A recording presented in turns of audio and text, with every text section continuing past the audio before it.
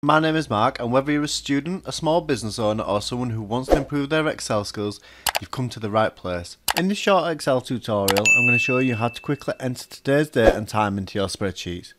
In a previous tutorial, I showed you how to make it so that whenever you open a spreadsheet, the current time is printed in a particular cell.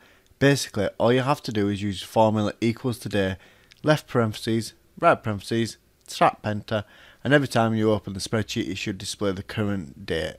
Just so you know, there are actually a couple of ways that you can do this faster.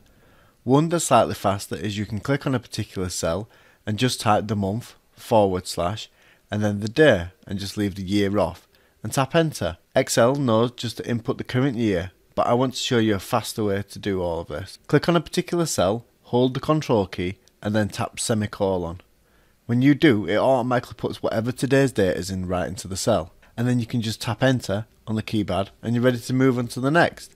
Control, semicolon, immediate, quick, and there you've got today's date. But let's say that you'd like the current time of right now to be recorded in your spreadsheet. All you have to do is hold Control, Shift and then tap semicolon and it puts the current time. I'll tap enter and now again it shows that you have the date and time.